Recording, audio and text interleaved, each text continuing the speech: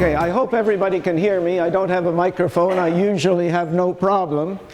But when we did Confirmation Rewind or Reboot, whatever it was, a few months ago, I did something similar. And an elderly friend of mine arrived late, sat in the back row, and then chewed me out later because he hadn't heard me. Well, I don't think he put his hearing aid in, and he didn't say, sir, sir, sir, or even, hey, you.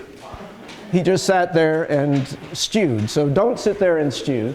Please tell me if you can't hear me, if you don't know what I'm saying, if you don't understand, or if you just think you have better things to say than I do. And what I want to do is introduce myself first, Patrick Gray. I am an Anglican priest, though I try and keep that under wraps as much as possible. I was a curate at St. Simon's Church in Toronto, but I got hooked with the bug of the history of theology, history of doctrine, when I was doing my divinity degree, and I went on. So my main career has been in university teaching. That's where I made my money. But I've almost always been an honorary assistant somewhere. I've taught at University of Toronto, York University, and McMaster. At McMaster, interestingly enough, I was teaching in the Baptist Divinity College. So I've got the scars to prove it. Anyway, I've been around. And I have been engaged in a lifelong struggle with the mystery of God and therefore of religion. And I guess I should say I am a bona fide liberal. Shoot now and we can get on with the... Nope, no shots, good. But by being liberal, I mean that, first off, I think that the mystery that we're dealing with is so enormous and so far beyond comprehension that everything we say is an attempt to put into words something at that moment in time with the intellectual equipment we have, the culture that we live in, and so on. And that changes over time. I have let myself face what some other people would deal with differently. A liberal faces things and says, I'll take my chances. You know, if I look at this modern way of looking at things, it may be so dangerous that it will destroy my faith. But I'm a grown-up, I'm a real human being, I'm living in these times, and these are the questions.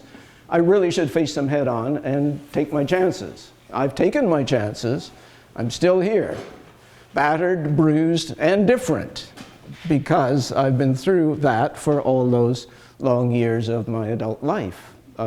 Thinking through and rethinking and finding new words to put things in. I know that there's another and respectable way to deal with those things, which is to say we're going to put these things in a safe place and tell ourselves we shouldn't be asking those questions.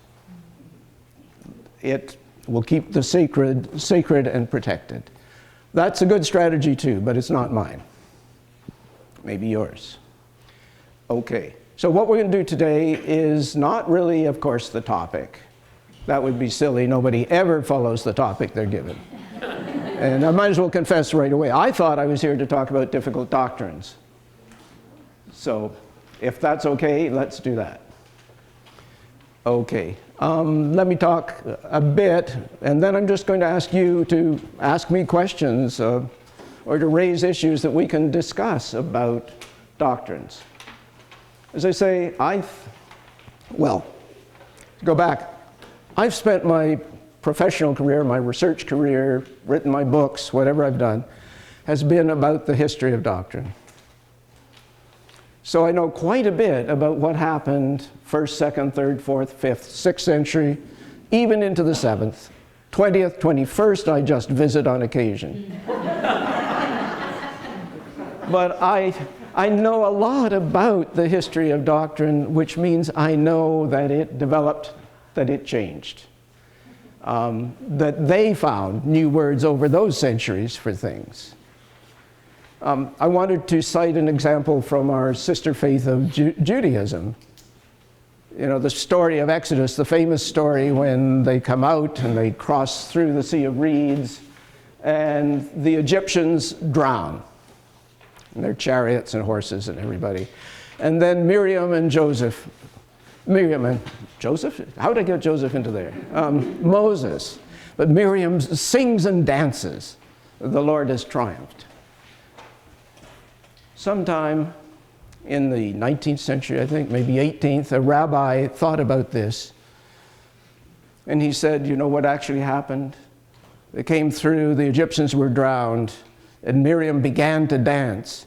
And God said, how can you dance and rejoice when my children lie dead at the bottom of the sea? And the notion of God expands. It's not just the God of Israel, but the God of all people. And therefore the Egyptians too are God's children. That's wise. That's real progress. That's the kind of deepening of doctrine that you can have if you let yourselves adventure into facing the questions and thinking deeply about them. And being humble, saying, I will do what I can to try and put into words what is too big a mystery for me.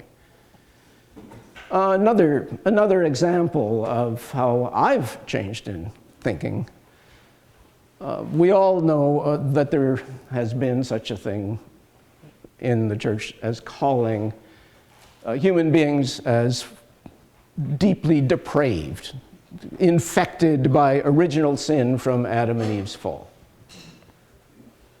I had a shock when I was teaching one of my first courses ever at York University, and a colleague who was doing the Old Testament part of it, what he would call the Jewish Bible, a rabbi, said, I'm going to talk about the Adam and Eve story. He said, of course, we don't think that's a story about the fall.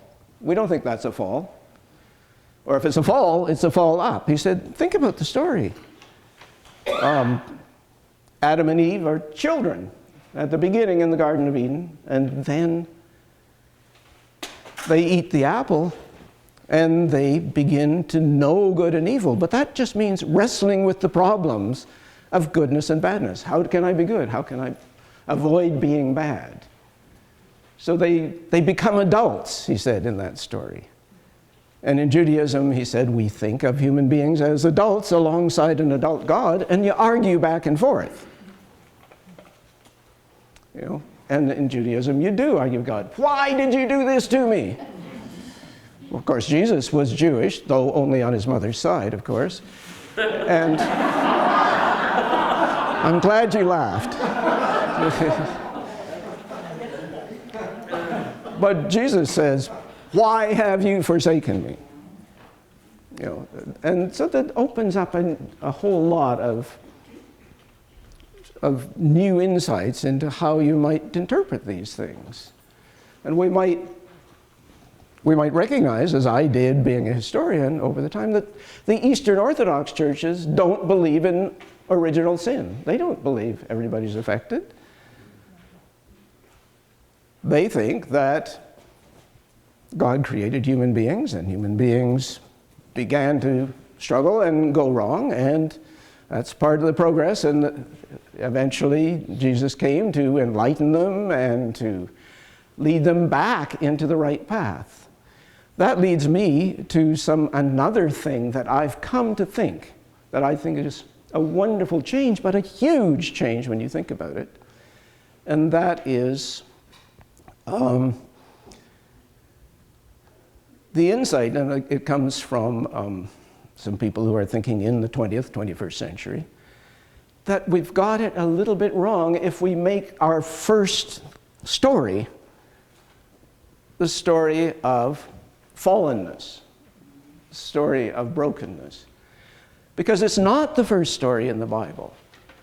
And so people have written books with the title like Original Blessing. And when I saw that, I thought to myself, yes, this is where I was struggling for. This is where I wanted to go. The big story is God's creation and the blessedness of that gift. and its potential for goodness, all the goodness that's there that can be realized, and the whole adventure that God gave us to become more and more His people so that we become the kingdom of God, that was all gift and wonderful. And our first reaction is not, oh Lord, how terrible we are, but oh, how wonderful the way we've been made, and how wonderful the world that God has given us. And then sin and fallenness are where we go wrong. We go off the path. But that's a detour from the huge, wonderful highway that our feet were upon. It's just a glitch. So original blessing and the real reality of sin and diversion, but it's not the main story. The main story is wonderful and delightful and full of grace. Okay, there are lots of other things I could talk about. I could confess to you, maybe I should, that sometimes in my struggle to keep on thinking and being a fully 20th, 21st century even, well, I'm not 21st century, I'm too old for that. 20th century human being. In that struggle, I've had doubts. Doubts are not necessarily bad things. Doubts are the impetus to think again. To think again. Try a different way of putting it. Try a different way of being, even. Doubts are all right. But there have been times when I stopped going to church, even, for a while. So we do that too, clergy. Don't worry. But I've always found a way to come back, and I've always found myself being called to come back. And so now I'm back, and I'm at St. Mark's in that other town whose name is not mentioned in Cobourg. It's all right, we don't talk about Cobourg either, not when we're at home. Sorry, that's an old joke around here. And I'm helping out at St. Mark's and preaching and running a book club, and we do a Thésée service. So those are the kinds of things I do. And I'm writing a last academic book, which is so obscure, you don't want to know anything about it. I'll just tell you it's in the 5th century. And amongst the small coterie of people who think that stuff is interesting enough to get the background to understand it, it's going to be a blockbuster. Universal Studios are after the film rights as we speak. Yeah, after the success of my Leontius of Jerusalem against the Monophysites, it's a runaway success. Yeah. I've written several books and I think I made $1,000 altogether. That's how much. Okay, but we're here to talk about difficult doctrines, and that can cover a lot of things, but what's troubling you? Please, somebody say something. Yes? I would like to think of the Bible as the manual for life instruction, but I have a problem when you're supposed to look at the Bible as something that has the way you're supposed to live, and yet it contradicts each other from how we are, and people misquote things so that, you know, if you're talking about homosexuality, it's an abomination, but we've got Leviticus in there, where an eye for eye, a tooth for a tooth, capital punishment, you know, make the woman go in the backyard and attend when she's having her period. So do we follow those rules if we're going to follow the other rules? Or how do you reconcile what's in the Bible when it depends which side you want to take in an argument? This says it in the Bible, but this says it in the Bible too. Yeah. The Bible, well, you know, we are all confused by it because we have it as one book. But before the 4th century, the Bible, there was no such thing as the Bible. There were scrolls. Different scrolls. So should we believe in certain scrolls? Well, you would pick the scrolls, and this still happens in the synagogue. You pick the scroll that speaks to your need at the time. And the Bible to me is full of contradictions and tensions. Now, I go back to what I said at the beginning. God is an enormous mystery. To talk about a mystery Everything you say is going to be a contradiction of something else. You can't talk about anything that big in a single sentence. Paul Tillich said, when you talk about ultimate truth, it's fractured into antinomies. That's just a fussy way of saying that it breaks down into contradictions. God is good, and yet God is fierce with people, and we might not think that was good. Think about St. Paul, and you've got what I think are his real letters, the ones he actually wrote, and the ones that were written by disciples of his in a later generation under difficult and different circumstances, the pastoral epistles, 1st and 2nd Timothy and Titus. And Paul himself is living at a moment when Christianity is a radical underground movement. And like other radical underground movements, it's egalitarian, men and women working together. Paul writes to females as colleagues in mission, as deacons. Don't be fooled by the translation of uptight 19th century translators that said it was deaconess. It's not.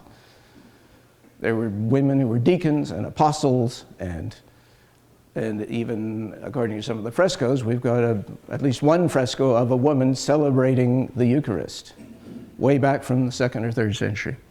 But anyway, you got Paul in a radical moment, and then a disciple writing middle of the 2nd century when Christianity's been persecuted for 100 years, and they want to look presentable to the world and say, no, we're decent, upstanding citizens. We wash our cars and we cut our grass, and we don't let our grass grow into wild flower lawns. I know in Cobourg you're not allowed to have those.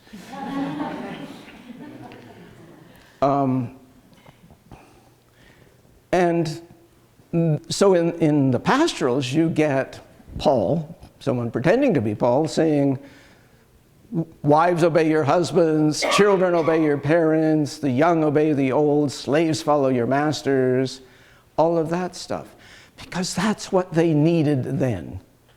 So one thing I'd say is that different parts of the Bible speak to different moments. There was, the Reformation with Martin Luther, then it was all Paul, and the Epistle to the Romans. But at another time, it might be John, it might be Luke. Oh, you want to worry about making people pay the church and give all their money to the church? Then, Luke, who writes the book of Acts, where, what's his name, and Sapphira pretend they've given all their money to the church but haven't, and they get hit by lightning and they're dead. Now, I haven't yet needed to use that. Not many sermons on that topic. But if St. Peter's mortgage continues to be as big as it is, you may start to hear sermons on that. Okay? So that's one thing I'd say about it, is that you just simply do look for the place that nourishes and enriches and deepens your experience. And it's not going to be the same as the text that worked for your great-grandmother or your great-grandfather. So if somebody says they believe in taking the word of the Bible as the absolute, they're not meaning the whole Bible, they're picking out what books. Everybody has to pick. Everybody has to pick, yeah. But the thing to say about the Bible, too, is that because it's a whole bunch of different scrolls, it's like recombinant DNA. You can put this with this, with this, with this, and you get this pattern. You say, oh, that's what being an authentic church person means. But 50 years later, say, thinking of myself in my 70s, coming around to something later on, and I'll go and recombine them in a different pattern that speaks more deeply to me and more authentically. So I think that's the benefit of it. The benefit of the diversity. It's not like the prophet, there's only one Muhammad who's had only one Quran. We don't have just one. We have multiple viewpoints. And if you think of God as like a diamond, then people are looking at different facets of that diamond at different times and in different books. Does that help? Yep, thank you. Good. Yes, sir. I'll come over here just a sec. History Channel runs a series called Ancient Aliens. Has the notion that God was an alien visitor to our planet ever entered into your thoughts? Not for long. I had that. Yeah. It's entering the You know, thoughts. but do you remember Chariots of the Gods? Yes. Yeah, which said you look at these big patterns. It had to be an alien coming from space to see it. But you know, most of that stuff, they just missed the obvious, which is that, of course, they thought that the sun was a god. And so, of course, they did things in big patterns for the sun to look at. It doesn't take aliens to explain a lot of things. Doesn't mean I don't think aliens exist somewhere in the world, and I must say, I speculate, what kind of religion do they have? But with any luck, I'll be dead and gone before that's tested. Okay, someone over here. Back to the question of First Lady. Mhm. Do you think that there needs to be a structure to interpreting the Bible then? Like, it feels like it's just all out there, we just pick and choose unless there's some kind of ways to interpret, like exegesis and hermeneutics and that kind of thing. So should we be looking at those ways, that approach to the Bible? Instead of, like, some people have a very literary, totally literary. Do you mean literal? Literal, I'm sorry. Yeah, okay, just want to be sure. Interpretation, and then there are those who are more involved. I don't know about should. I mean, I've spent my life as a historian. I cannot help looking at it historically and seeing the evidence. And this is, let's face it, this is one of the great traumas of the modern church, is that scholars have applied the methods used for any historical document to these sacred documents. So, of course, troubling things have come of that. And we're still in the process of that. So I can't tell you what should happen. I can tell you that I can't help, as a modern, looking at them historically. I can't help concluding that Matthew and Luke used Mark as their model and added and took away things. I can't help thinking, I mean, I remember my professor, Father Bayer at Trinity College 50 years ago, with his Greek New Testament and his cataracts. He would go around like this, and going through in Greek the Epistle to the Ephesians and saying, "Oh, you're using it wrong. Look at the word he uses here. Paul never would have said that. Paul couldn't say that," and he's absolutely right. All you have to do is look at the huge long sentences in Ephesians. The translation is stuck in periods, but there are sentences that go on for almost a page. Has to be a different person from the punchy street-fighting Paul that we know from the authentic letters. We write short, easily accessible things in Demotic Greek, you know, the Greek of the street. Yeah, Paul uses very bad language at times. You know, when in the translation you read, he's thinking about his past in Judaism, and he says, "I count it all as," I think that the translation says refuse. But he says it's crap. Yeah, it's a street word. Could be. It helps to know those things. Yeah, of course it does. I think we just have to adventure into it. And we're still wrestling with it. I think it's really, really difficult to try and put everything together. In fact, I think it's impossible. So I say to my friends who say, "Well, I'm a theologian," I say, "Oh, so you're one of those people who want to F the ineffable." Or you can change it and say, "Scrut the inscrutable." But, you know, it really is extraordinarily, when you think about it, it's comically hubristic to say, "I can give you a complete picture." You can't. Or I don't think you can. I certainly can't. I wrestle with the bits and the pieces. And so, does that answer your question? Best I can do. Yes, sir. Can you give us a bit of the history of the creeds? Creeds. Yeah. Friend of mine, radical woman Anglican priest out west, no, she's just come back to Ontario, Judy Levens, pointed out to her congregation that the creeds were written either for you to subscribe to when you were baptized, which is where the Apostles' Creed, so-called, comes from. It's the Roman baptismal creed. Or the Creed of Nicaea is a creed created at a time of crisis when the church could go this way or that way on whether Jesus was the embodiment of God or was just the best of the creatures, as the Arians said. So you create a creed to close that off and say, no, the God side. Trudy said to her congregation, and I think rightly,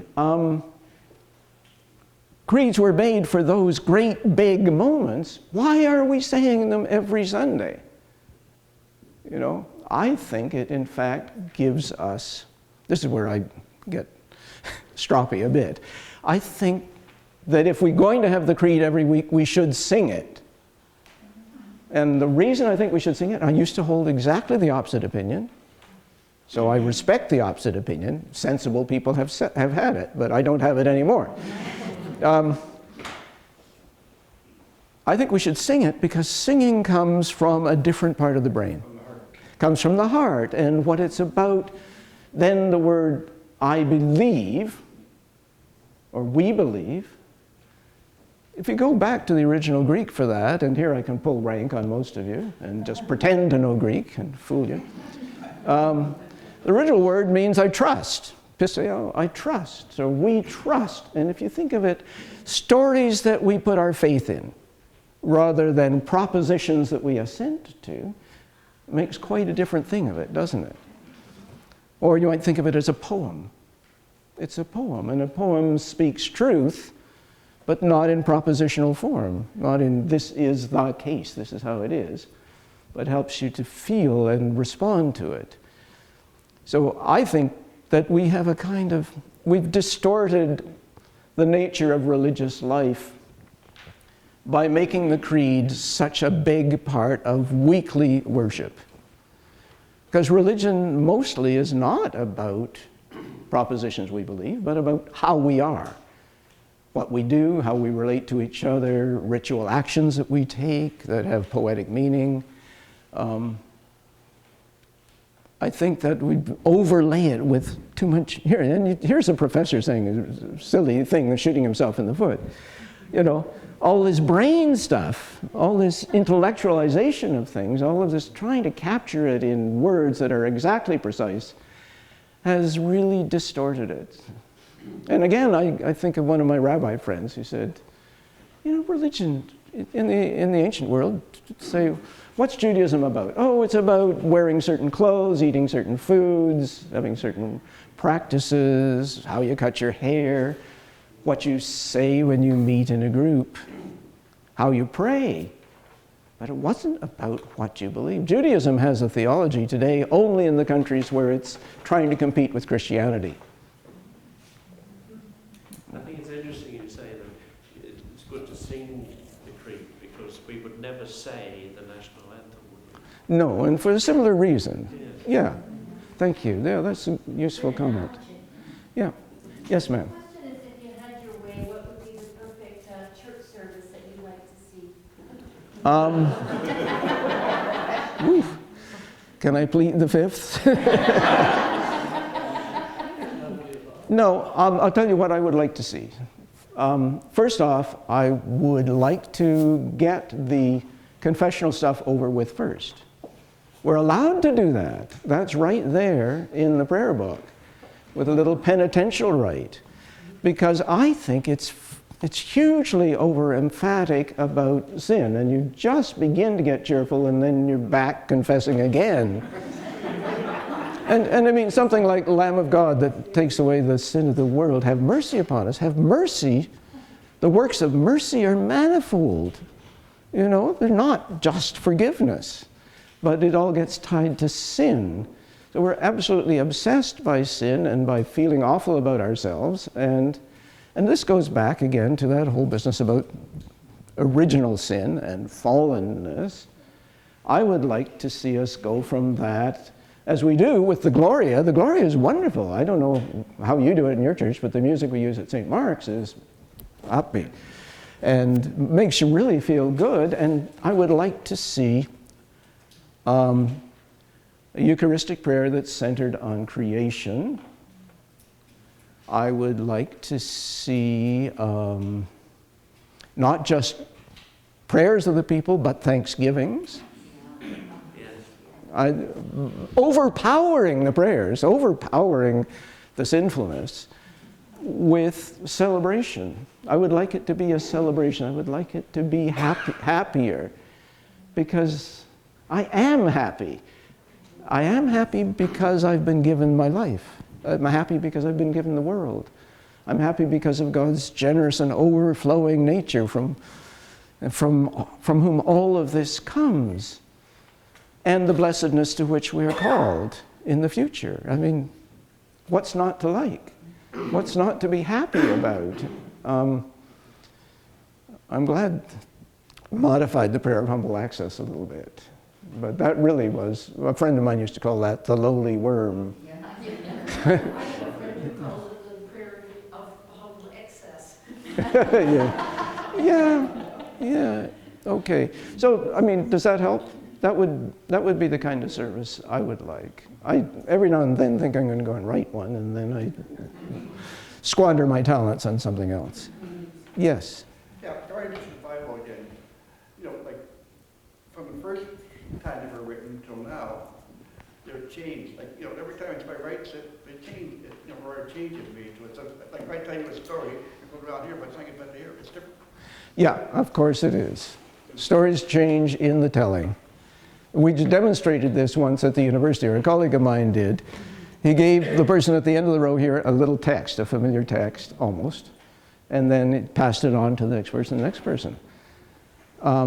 What came out at the end was, roses are red, violets are blue, sugar is sweet, and so are you. But what he'd put in here was, roses are red, violets are blue, you've got a nose like a B-52.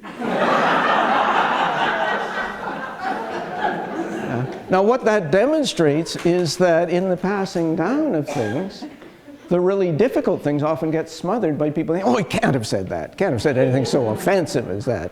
And I don't have a nose like a B-52. No, it must mean that sugar is sweet and so am I. So that's an example of the way things change. Yeah. As a historian, if you study this stuff, I'm just starting to understand a bit more about it.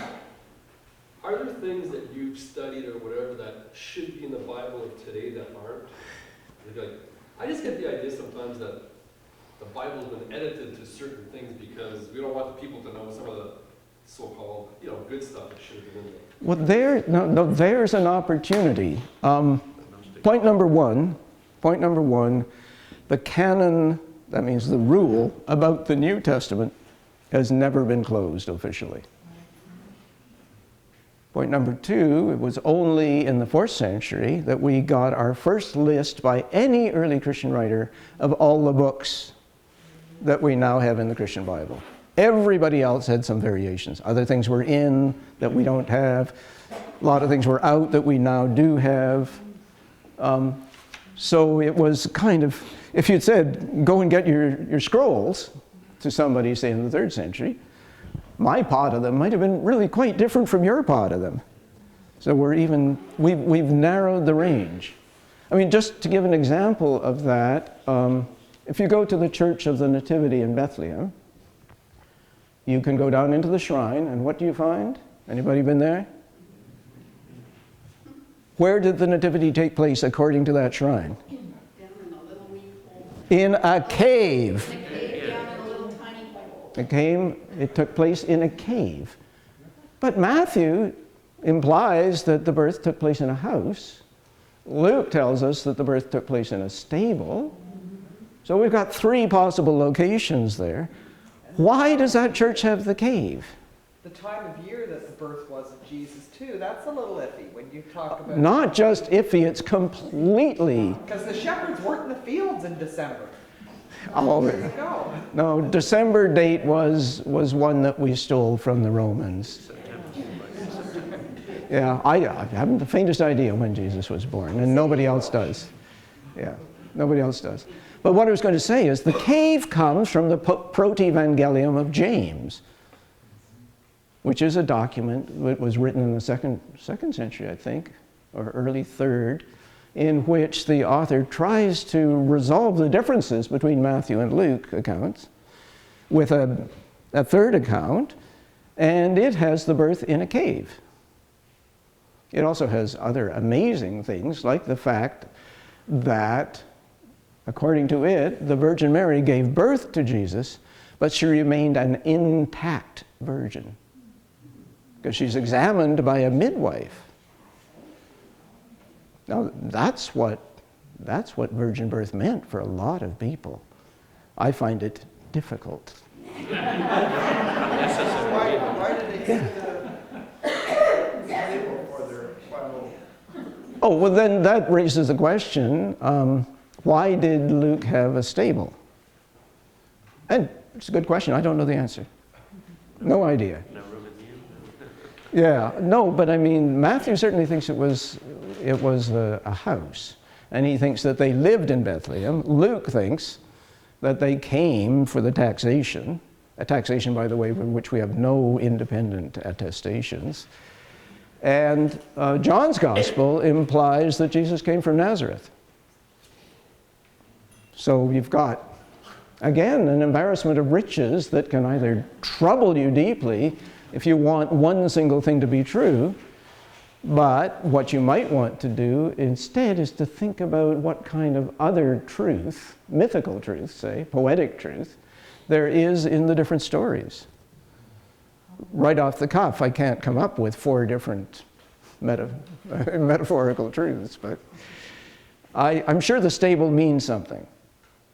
Maybe it's that there's an Old Testament passage what the ox knows his master and the ass knows where his cradle is, or where the manger is to be found, or something like that. So it may be that Luke is appealing to that. He's very good at appealing to Old Testament background. So. I was learning, I just thought it meant it was a very humble place. Well, and indeed. Like the birthright would be, you expect a king to be in a palace, but nobody's Good. born in a You can preach a wonderful sermon on this. And yeah, I mean, it shows you. Again, as I say, I try to think of this variety of things, not as contradictions that trouble me, but as a vast poetic richness to the way in which we talk about something that in the end is massively mysterious and can't be captured by any particular story. Is there a version of the Bible that makes you happy? You mean the translations? Translation, yes. I don't know about happy, but I like the Revised Standard Version, and I like it for reasons that have to do with being a historian. I think it's the translation that where there's a problem with the text, where you're not sure what the meaning is, it doesn't solve that for you. I think the Good News Bible, I'll say it here and here, get your pistols out. I think it's Bad News Bible, because it doesn't tell you what the words of Scripture say. It tells you what someone thinks they mean. So it solves all the problems by making choices that you might not make if you knew what the original actually said. And let me give you an example of how translators get us in trouble. I was fascinated by, oh, wait a minute. Oh, I'm getting caught up in my own thinking. What example was I going to give? Oh, yeah. In the whole argument about homosexuality, Paul says things about men. And he condemns men who are such and such a word.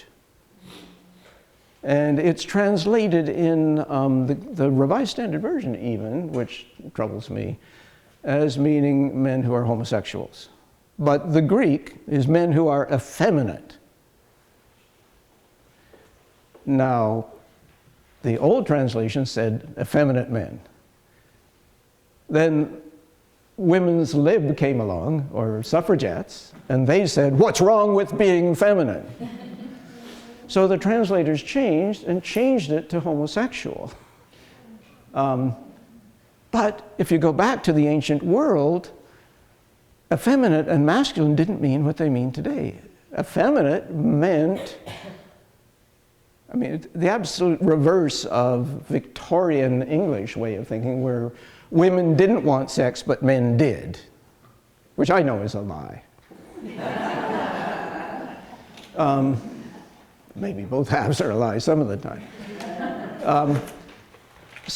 So they, I mean, the 19th century thought that to be effeminate would be to not be interested in that kind of thing. But in the ancient world, effeminate meant sensual, as opposed to rational. Male was rational, female was sensual.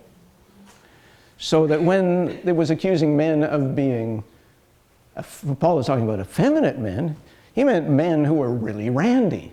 The exact opposite of what the 19th century translators ended up giving us, because they associated effeminacy with people who flounce around the room and, you know, drag queens or something like that. So the problem of translation is really, really tricky one. And I would advise you to read the Revised Standard and look at the footnotes. There's a really interesting one in Galatians 2, where Paul's talking about how he was called. And he says, when he who had set me apart before I was born was pleased to reveal his Son. And then what does it say? Was pleased to reveal his Son to me, is what the English translation says. But the Greek unmistakably says en emoi, in me. And a revelation of the resurrected Christ in me is something I find a great deal easier to believe in than a resurrected Christ who's a resuscitated corpse that everybody else can see. You know, so there's a place where translation is tricky and where we're actually misled by well-meaning translators, preventing us from seeing the difficult text in me. Okay, sir. Is this being useful, by the way, folks? Is this fun? It's fun, of course. I mean, that's the thing. It's exhilarating kind of fun to take the risks, to look at these questions, and quite often to say, I don't know the answer, let's work at that. Work in progress. Sorry, back. I have a question on resurrected corpse. Yes. You just said, one of my hobbies is to study near-death experiences. Oh, yes. Yeah, you've been reading Tom Harper, or you must know what he writes anyway. Yeah. It's a flaky topic. It is. Because there are fakes. Yeah. And everybody that studies it says that. Mm-hmm. So in my looking at it, I only count clinical death experiences. Yeah. And the interesting thing about them is that about 25% of the ones I've studied have come to in the morgue. So they were very seriously considered dead. Yeah. And I have a collection. I wish I knew where you're going with this. I mean, I know that we're all going to the morgue, but that's, I hope, in the long run. I have a collection of 30 strong atheists who had clinical death experiences. Yeah. And everyone, 92% of them reported going straight to hell. And struggling with panic and terror. Serve them right. Serve them right. And being converted and coming back. And do they come back converted? Yes, 23% of them became pastors. Wow. So my question is... Yeah, I was waiting for this. Do you believe in a literal hell? No, of course not. They do. I know, and I don't know what to say. I know that one of the things I remember preaching about hell once. Once. Oh! It was a hell of an experience. No, I remember I was walking with a colleague. We'd taken a class from the university to the Holy Land. And we were walking across towards King David's Tower to go into the Old City. And he said, do you realize we're walking through hell? Hell's Gate. Well, it was the place where they tossed the garbage down and burned it. So to me, that means, or suggests, a very useful way of thinking about hell, which is, hell is the place where people stop existing because they've been a waste. You know, it's the worst thing you can say about someone, isn't it? Bob Dylan says it, "You just wasted my precious time." You know? Yeah, these are people, they've been brought into existence, they've been put in this glorious world, they've been given all kinds of promise and wonder and grace, and they've frittered the time away, and it's been for nothing. And I think that's what that image of hell is, a place where it's just the garbage got rid of. So if there's a hell, I hope that's what it is, where people can just, if there are people who wasted everybody else's time, they can go and stop. We need to talk to some of these atheists. Well, yeah. Are they still atheists or are they former atheists? Well, some of All were converted. Yeah, so all were converted. 92%. Yeah. You know, And 8% couldn't tell. you know, there are just lots of things I will say over and over again, I don't know. I don't know about that. I think I'll wait till my own near-death experience to see. But someone might twist it out a little bit, and then I won't be back to tell you. Please come back and tell me. Yeah. No, it's a very interesting kind of body of evidence, and I don't know what to do with it. I know when we talked about Tom Harper's book on this, in the book study group we have at St. Mark's that I run, a woman who's a social worker and has quite a lot of scientific training said, I understand that when you are approaching death, there's certain chemicals that happen and they do blah, blah. And I'm just telling you what she said. And I must say, most of my life I've thought probably it's some neurochemical thing that happens. But then, you know, everything we experience also is a neurochemical event. So I'm getting in a circle. So let's go on to another question. Sorry, sir. Yeah, your hand was up before. Do our scriptures support or compare with the Dead Sea Scrolls? Dead Sea Scrolls tell us some things, but nothing directly about our New Testament. They're pretty well written before the New Testament, and they show us that there existed. One of the things they show us, which is really interesting, is that there were multiple kinds of Judaism in the time of Jesus. There were many, many kinds. There were Pharisees, lay movement, creating a kind of Judaism that didn't bother with the temple, but emphasized individual righteousness, keeping of the law. There were the Sadducees who were attached to the temple cult, and Judaism was, I mean, here we talk again about how you define a religion. You know, the Pharisees would have said, oh, religion is about how you live your life and follow God's law. And the Sadducees would have said, no, it's how you offer sacrifice and how you worship in the temple, how you support the temple. And there were the Zealots who went around and knifed you if you were cooperating with the Romans. And then there were the Dead Sea people. And they were a community that set itself apart as an ultra-pure sect of Judaism. They had rules about things. They're very strict about sexual things, for instance. People caught masturbating were kicked out, that kind of thing. It was something a bit like a monastic movement. And they were down at the Dead Sea because of a text in Hosea that refers to, seems to refer to a time when God's going to create a new Israel out in the desert. So they went out there to do that, thinking that Jerusalem and all those other people, including the high priest and the temple, God was going to destroy all that, and they were going to be the ones that survived.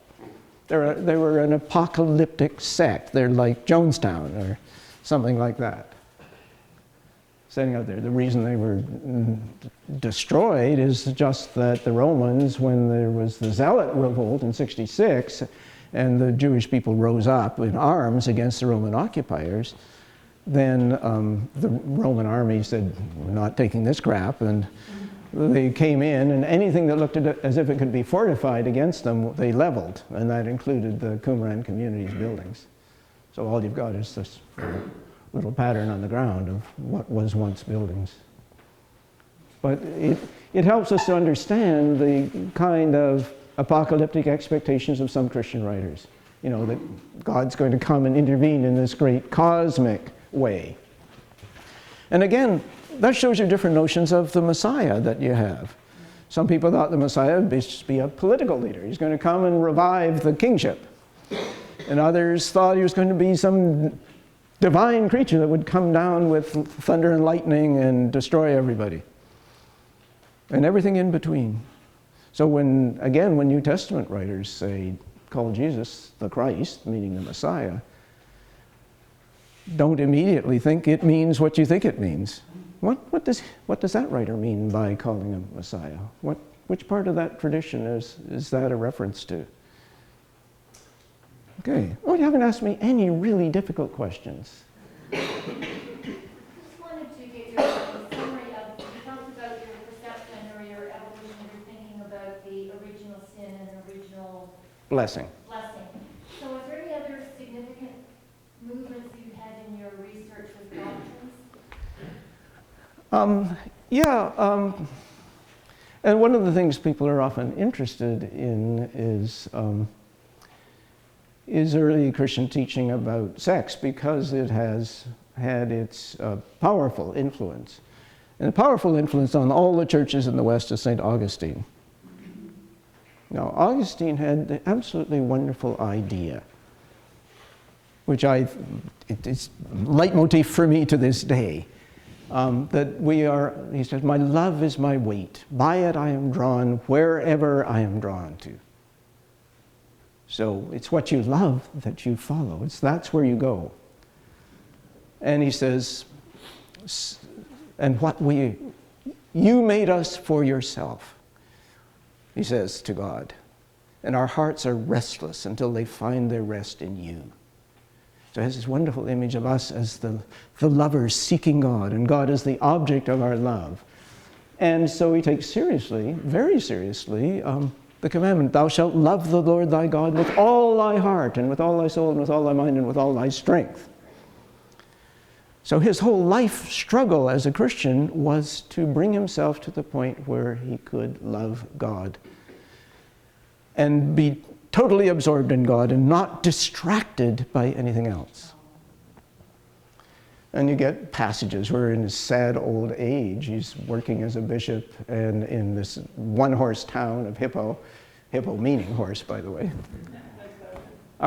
Is it 5 minutes? I've got more to say than that, Stephen. Go away. Yeah. Okay. I'm trying to think where I want to go with that then. Oh yeah, so he thinks that everybody should be totally obsessed with loving God. So much so that when he talks about loving your neighbor, he more or less says, well, you love your neighbor as a way of loving God. And I think that's absolutely wrong and something that we should beware of. But on sexuality, in the City of God, he makes everybody worries what was going on in Adam and Eve's bedroom. Okay? Or, yeah, their pile of ferns. Whatever. But, yeah. He says that because of the way he sees that you ought to love God with your whole mind and will and everything, but he says he can't make himself do it. It's like pulling himself up with his own bootstraps. He can't turn his will so that it just loves God. It keeps being distracted. He hears the people riding out to hunt in the horns, and suddenly he's with them. And then he thinks, oh my God, I should be with God. I should be thinking about God. Well, when it comes to Adam and Eve, his concern is that he can't He can't by his will make things happen. And part of the diagnosis of the disease of that unconvertible will is the involuntary sexuality. Men get erections and have nocturnal emissions, and even women, ladies, have lustful thoughts that you don't want to have, but they come up, they just happen. And that's a symptom to him of the disease of sinfulness, not loving God. So he imagines that Adam and Eve, before the fall, did in fact have sex, but it was sex without passion. Does it sound terrific?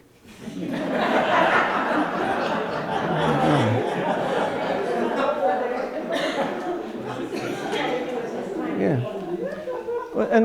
But this has created all kinds of trouble, this notion that somehow, if there's going to be sex, it should be passionless sex.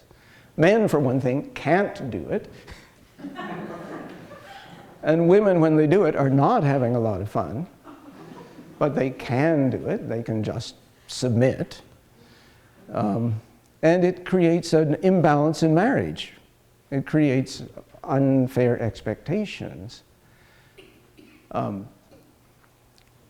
Well, there's more to be said about that, but it's a fascinating and troubling thing that it infects. Again, in the Eastern Church, it's quite different.